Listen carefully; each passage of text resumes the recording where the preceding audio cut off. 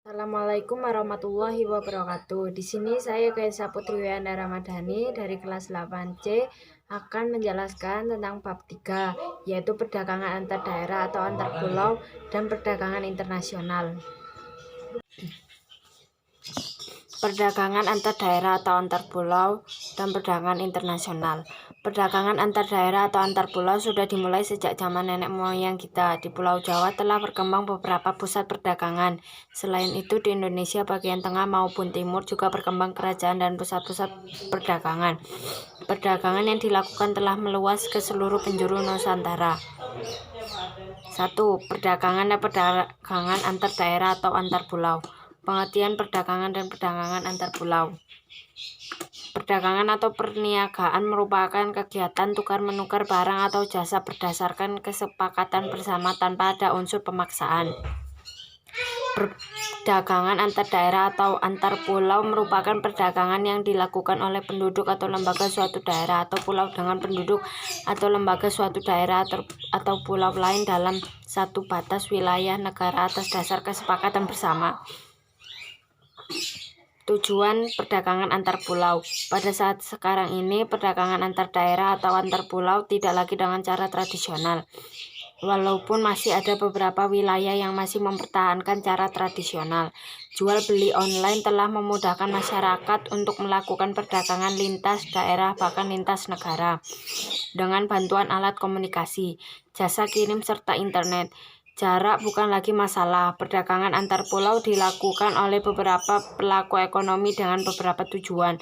Tujuan adanya perdagangan antar pulau antara lain adalah sebagai berikut. 1. Memperoleh keuntungan. Tujuan utama dilakukan perdagangan antar pulau adalah untuk memperoleh keuntungan. Keuntungan diperoleh dari selisih antara harga beli dengan harga jual. Jika barang produksi sendiri, maka keuntungan diperoleh dari hasil dari selisih antara harga jual dan biaya produksi. 2. Memperluas jangkauan pasar. Perdagangan sampai keluar daerah atau luar pulau dapat memperluas jangkauan pasar. Jangkauan pasar yang dimaksud adalah jumlah konsumen yang mengonsumsi barang tersebut semakin banyak dan tersebar di berbagai daerah. Contohnya, produk parfum original dari daerah X dijual ke daerah Y. Maka sekarang pengguna parfum original tersebut bukan hanya penduduk daerah X, tapi juga penduduk daerah Y. Semakin lama parfum original semakin dikenal banyak orang, sehingga pengguna parfum original di daerah Y pun juga meningkat. Faktor pendorong dan manfaat perdagangan antar pulau daerah. Antar pulau atau antar daerah. 1. Faktor pendorong perdagangan antar pulau atau antar daerah.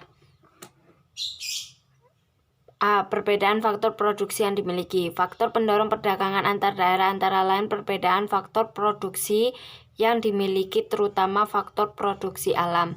Daerah Kabupaten Wonosobo, Jawa Tengah, dengan tanah yang subur, lebih mungkin memproduksi sayur mayur lebih banyak dan menjualnya sampai keluar daerah dibandingkan misalnya daerah Gunung Kidul, Yogyakarta. Perbedaan tingkat harga daerah. Selain perbedaan kekayaan alam, perbedaan tingkat harga antar daerah juga mendorong terciptanya perdagangan antar daerah. Contoh, di daerah yang kaya akan buah durian, harga durian pasti lebih murah dari daerah lain yang hanya sedikit memiliki pohon penghasil durian. Hal ini juga akan mendorong adanya perdagangan antar daerah. Manfaat perdagangan antar pulau atau antar daerah. Manfaat dari perdagangan antar pulau atau antar daerah antara lain adalah menyediakan alternatif alat pemuas kebutuhan bagi konsumen, meningkatkan produktivitas, memperluas kesempatan kerja bagi masyarakat. 2. Perdagangan antar negara. Pada zaman sekarang, batas dan jarak bukan lagi menjadi penghalang bagi seorang atau badan untuk melakukan perdagangan. Bahkan antar negara pun dapat melakukan perdagangan dengan mudah.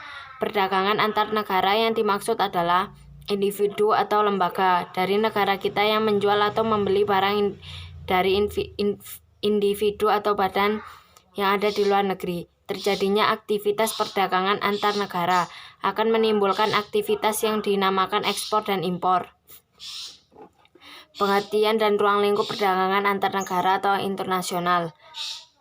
Perdagangan antar negara atau sering disebut perdagangan internasional merupakan aktivitas perdagangan yang dilakukan oleh masyarakat suatu negara dengan masyarakat negara lain atas dasar kesepakatan bersama. Masyarakat yang dimaksud dapat berupa individu, kelompok, lembaga, pemerintah suatu negara dengan negara lain. Ruang lingkup perdagangan antar negara berkaitan dengan beberapa kegiatan, yakni perpindahan barang dan jasa dari suatu negara ke negara lain, perpindahan modal melalui investasi asing dari luar negeri ke dalam negeri, perpindahan tenaga kerja dari suatu negara ke negara lain, perpindahan teknologi dengan mendirikan pabrik-pabrik di negara lain, penyampaian informasi tentang kepastian adanya bahan baku dan pangsa pasar. Aktivitas perdagangan antar negara. 1. Ekspor. 2. Impor. C. Kebijakan pemerintah untuk mendorong ekspor.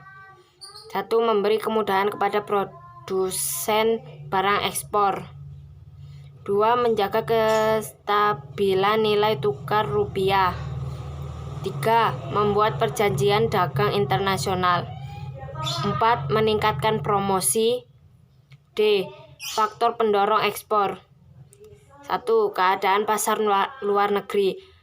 Besar atau kecilnya permintaan dan penawaran dari berbagai negara dapat memengaruhi harga di pasar dunia. 2. Keuletan eksportir untuk menangkap peluang pasar. Seorang eksportir harus pandai menangkap dan memanfaatkan peluang pasar. Dengan kepandaian tersebut, mereka dapat memperoleh wilayah pemasaran yang luas. 3. Kondisi sosial, ekonomi, politik suatu negara. Bidang ekonomi, sosial, dan politik merupakan bidang yang terkait satu sama lain. Ketika ada ketidakstabilan pada salah satu bidang, maka bidang lain akan terpengaruh. Contoh, negara tujuan ekspor mengalami kerusuhan politik berupa perang antar suku. Hal tersebut sangat mempengaruhi keberlangsungan proses ekspor ke negara tersebut. E. Manfaat perdagangan antar negara. 1. Memperoleh keuntungan. Manfaat dari perdagangan adalah memperoleh keuntungan. Dengan adanya spesialisasi produk unggul yang khas di tiap-tiap negara, produsen dapat menghasilkan produk dengan efisien. 2. Memperoleh barang yang tidak diproduksi di dalam negeri. Setiap negara memiliki sumber daya yang belum tentu dimiliki oleh negara lain, sehingga hasil produksi tiap negara pun berbeda pula. 3. Menjalin persahabatan antar negara. Jalinan persahabatan antar negara menjadi hal yang sangat penting di era globalisasi. 4. Transfer teknologi modern. Untuk menggunakan barang-barang yang impor berteknologi tinggi dibutuhkan pengetahuan dan keterampilan tertentu. F. Faktor-faktor yang mendorong perdagangan antar negara. Banyak faktor yang mendorong suatu negara melakukan perdagangan antar negara. Di antaranya, 1. Untuk memenuhi kebutuhan barang dan jasa dalam negeri. 2. Keinginan memperoleh keuntungan dan meningkatkan pendapatan negara. Adanya perbedaan kemampuan penguasaan ilmu pengetahuan dan teknologi dalam mengolah sumber daya ekonomi. Adanya kelebihan produk dalam negeri sehingga perlu pasar baru untuk menjual produk tersebut, dan lain-lain. G. Perbedaan perdagangan antar pulau dan perdagangan antar negara. 1. Peluang perdagangan yang lebih luas. 2. Adanya kedaulatan bangsa. 3. Penggunaan kurs tukar. Batas dan jarak bukan lagi menjadi penghalang adanya perdagangan antar daerah atau antar pulau, bahkan antar negara. Perbedaan sumber daya serta keunggulan menjadi faktor utama terjadinya perdagangan antar daerah dan antar negara. Sekian, terima kasih.